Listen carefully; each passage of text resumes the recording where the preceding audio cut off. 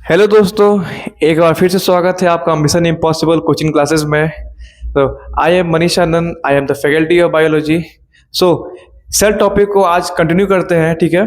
जिसमें हमने सेल्स के बारे में पढ़ लिया था, पहले सेल के टाइप्स देख लिए थे, ठीक है। सेल का शेप भी देख लिया था हमने, उसको डिस्कवर कौन किए थे वो भी देख लिए हमने। आज देखते हैं हम लोग सेल का कंपोनेंट। कंपोनेंट कहने का मतलब होता है कि देखिए, सेल का और सारा अंग, ठीक है।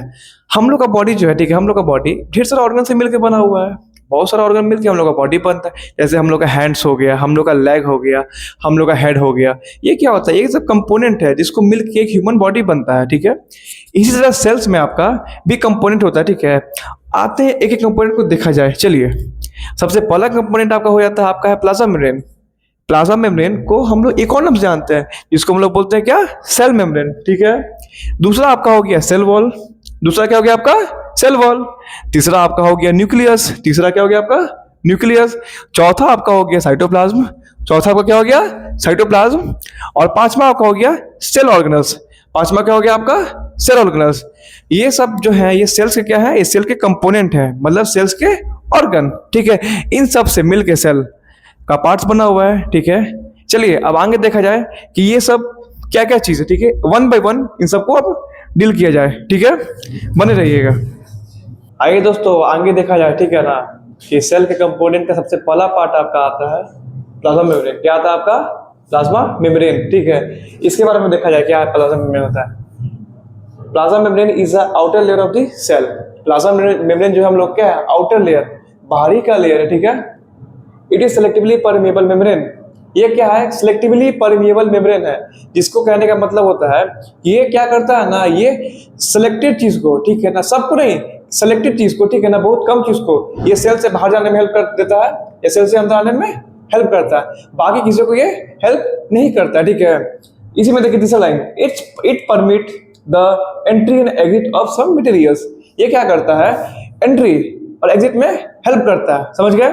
एंट्री और एग्जिट में क्या करता है? ये हेल्प करता है आपका, ठीक है। अब it discovered by Singer and Nicolson in 1972। अब बताइए, इसको भी तो कोई डिस्कवर किया होगा। इसको डिस्कवर करने वाले साइंटिस्ट का नाम है आपका सिंगर एंड निकोलसन। सिंगर और निकोलसन। ये कब डिस्कवर किए थे आपका? 1972 में। कब डिस्कवर किए थे आपका ये? 1972 में। It is made up of proteins and lipid. ये भी किस चीज से मिलकर बना हुआ, ठीक है। तो आपका है प्रोटीन और दूसरा आपका लिपिड्स। पहला क्या है? प्रोटीन, दूसरा क्या है आपका? लिपिड्स। डिस्कवर कब किया गया था इसको? सिंगर और निकोलसन के द्वारा डिस्कवर किया गया था। कब किया गया था?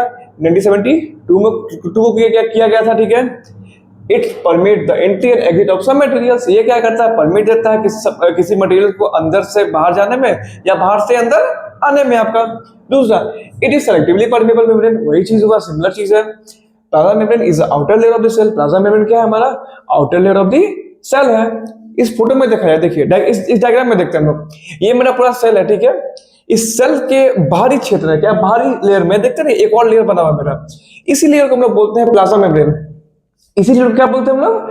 प्लाज्मा मेम्ब्रेन बोलते हैं। तो सेल का आपका फर्स्ट कंपोनेंट आपका खत्म होता है। अब आते हैं हम लोग सेल वॉल पे आते हैं कि सेल वॉल क्या होता है, ठीक है। आइए फ्रेंड्स, अब आगे का देखा जाए, ठीक है। नेक्स्ट कंपोनेंट कौन है मेरा? सेल वॉल है अपना। क्या है अपना? सेल वॉल, ठीक है। अब देखते हैं सेल वॉल क्या होता है पहले। Cell wall is a rigid outer covering layer laying outside of the plasma membrane. जो सेल वॉल है वो आउटर लेयर है, ठीक है। और किस पे लेंगे? मेरा प्लाज्मा मेम्ब्रेन पे लेंगे।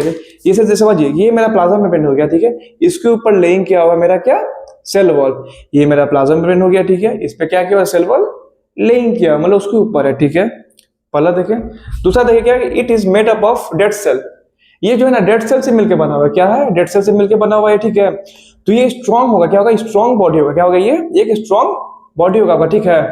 अब देखते हैं, it is only present in plant cell. ये कहाँ आपको मिलेगा? ये आपका मिलेगा आपका बस प्लांट सेल में मिलेगा। आपका कहाँ मिलेगा आपको? ये बस प्लांट सेल में मिलेगा। और देखिए दूसरा चीज, इसमें ये सिलेक्टिवली परमेबल मेम्ब्रेन नहीं होगा आपका।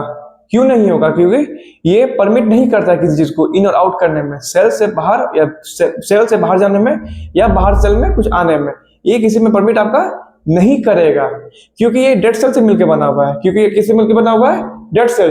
डेड सेल का मतलब होता है जिसमें कोई भी लाइफ नहीं होता है, जिसमें कोई लाइफ एग्जिस्ट आपका नहीं करता है, ठीक है। अब इसमें आपका एक चीज है कि सेल वॉल किसमें प्रेजेंट है, सेल वॉल किसमें एब्सेंट है, सेल वॉल किसमें प्रेजेंट है आपका और सेल वॉल किसमें एब्सेंट है, ठीक है। अब आते पहले प्रेजेंट वाला में, देखिए सेल वॉल मेरा प्रेजेंट है किसमें, प्लांट में प्रेजेंट है, मेरा बैक्टीरिया में प्रेजेंट है, और मेरा किसमें प्रेजेंट है, फंगी में प्रेजेंट है। एब्सेंट किसमें मेरा, एब्सेंट मेरा वायरस में एब्सेंट है मेरा, और एब्सेंट किसमें मेरा, एनिमल में एब्सेंट है मेरा। प्रेजेंट के देखिए डायग्राम को देखिए, ये मेरा सेल था, ठीक है, इसके आउटर लेयर पे मेरा प्लाज्मा मेम्ब्रेन हो गया, उसके आउटर लेयर पे मेरा सेल वॉल हो गया, ठीक है। मगर सेल वॉल जो होगा ना, सेल वॉल आपके बस प्लांट सेल में ही मिलेगा, ठीक है, वो एनिमल सेल में आपका नहीं मिलेगा।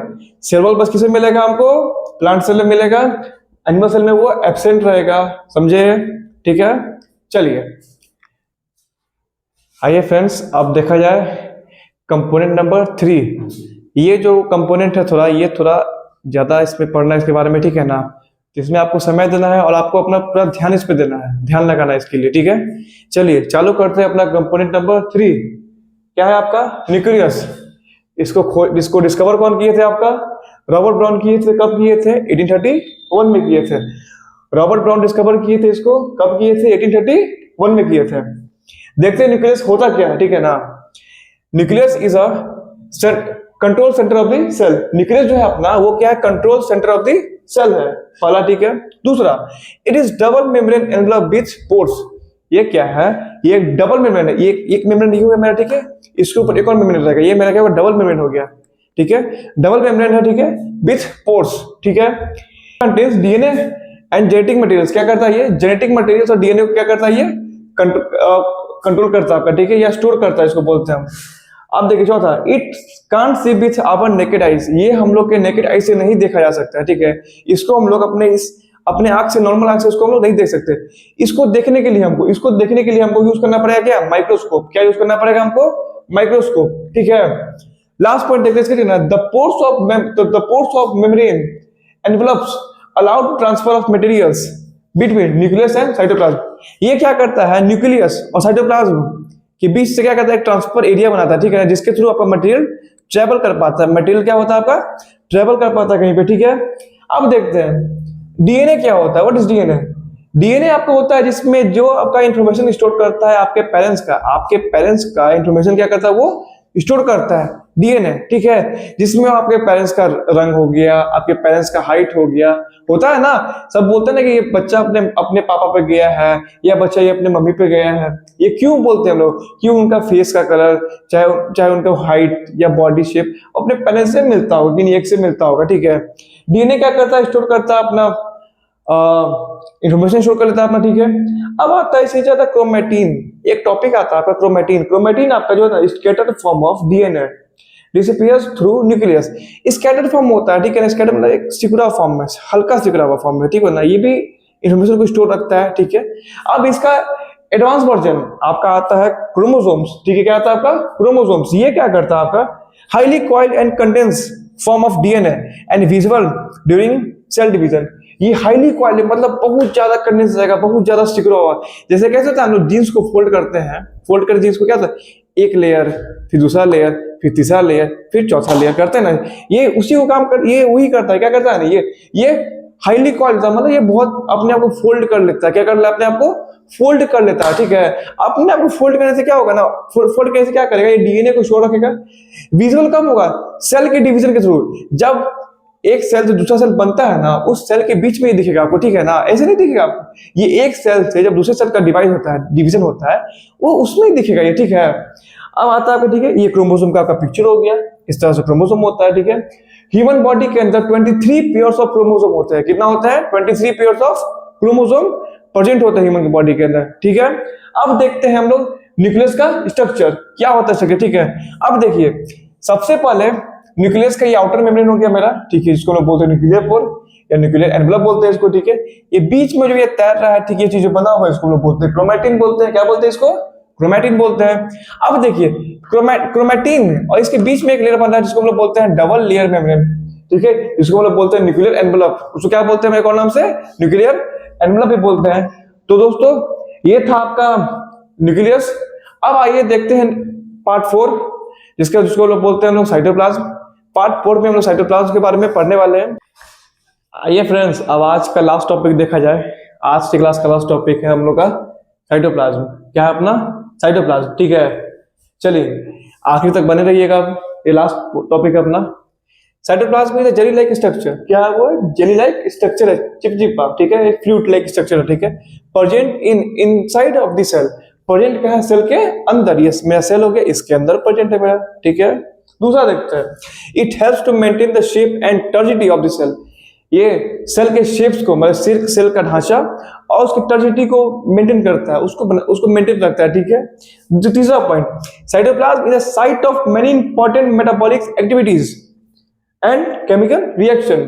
जो आपका साइटोप्लाज्म है, ठीक है, साइटोप्लाज्म ये क्या करता है? बॉडी के अंदर जितना भी मेटाबॉलिज्म एक्टिविटी होता है उसको ये एक्टिविटी मेंटेन करता है। ठीक है, और दूसरा ये जो सबसे पहला क्या किया, ये मेटाबॉलिज्म एक्टिविटी को मेंटेन कर रहा है। दूसरा ये क्या करता है आपका? ये केमिकल रिएक्शन में भी आपका हेल्प करता है। ठीक है, अब आता है आपका cytoplasm contain various non living inclusions such as nutrition granules and metabolism waste. अब जो साइटोप्लाज्म है ना, ये कंटेंट भी बहुत सारी चीज करता है। ठीक है, इसमें आपका पहला आता है आपका न्यूट्रिशन। ठीक है, क्या आता है आपका? न्यूट्रिशन।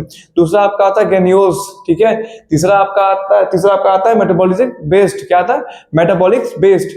ठीक है, ये कंटेंट करता है इस चीज को। अब देखते हैं इसमें आते फिगर्स में आते। देखिए ये अपना हो गया साइटोप्लाज्म। देखिए ये हम लोग का सेल है। ठीक है, इस सेल्स के अंदर ये है ना जेली लाइक स्ट्रक्चर, इसी को हम लोग बोलते हैं साइटोप्लाज्म। ठीक है, इसी को क्या बोलते हैं हम लोग? Cytoplasm, jelly like fluid. अब देखिए इस फ्लूइड के अंदर ढेर सारे सेल ऑर्गेनल्स भी है। ठीक है ना, देखिए ये अपना हो गया गोल्गी एपरेटस। क्या हो गया अपना? Golgi apparatus. ये देखिए अपना हो गया माइटोकॉन्ड्रिया। क्या हो गया अपना? ये माइटोकॉन्ड्रिया। ये मेरा हो गया सेल मेम्ब्रेन। क्या हो गया मेरा? Cell membrane. यहाँ देखिए ये जो स्पेस है इसको हम लोग बोलते हैं स्मूथ एंडोप्लाज्मिक रेटिकुलम। अब एक चीज और देखिए कि इस स्मूथ एंडोप्लाज्मिक रेटिकुलम जहां पे है उसमें देख रहे हैं गोल गोल गोल स्ट्रक्चर हो रहा है। ये क्या करता है? ये स्ट्रक्चर जो होता है ना, ये एंडोप्लाज्मिक रेटिकुलम को रफ कर देता है। क्या करता है? आपको रफ कर देता है। इसी के लिए इसका नाम पड़ गया हम लोग का RER, रफ एंडोप्लाज्मिक रेटिकुलम। समझ गए? ठीक है, तो इसी के साथ आज का ये क्लास हम लोग यहीं पे एंड करते हैं। पार्ट 2 अपना यहीं पे खत्म होता है। बस पार्ट 3 में आपका ये चैप्टर खत्म हो जाएगा। इतने दिन तक बने रहे, अगले और दिन कुछ बने रहिएगा। आपका ये चैप्टर आपका बहुत अच्छे से खत्म हो जाएगा। इसी के लिए अगर ये क्लास आपको अच्छा लगता है तो इसके लिए आप लाइक करिए, अपने फ्रेंड्स और फैमिली में इसको शेयर कर सकते हैं। और हर दिन कुछ ना कुछ आते रहता है इस पे, आप देखिए। ठीक है, अगर जो आपको समझ में नहीं आता वो चीज, वो आप कमेंट कीजिए कि हमको ये समझ नहीं आ रहा है। इसका आपको प्रॉपर आंसर मिल जाएगा हम लोग की तरफ से। हमारी टीम आपको बहुत सपोर्ट करेगी इस चीज के लिए। ठीक है, तो मिशन इम्पॉसिबल कोचिंग क्लासेस को आप फॉलो कर लें और इसके साथ हमेशा बने रहें। तो टेक केयर, मिलते हैं आपसे कल। ठीक है, बाय।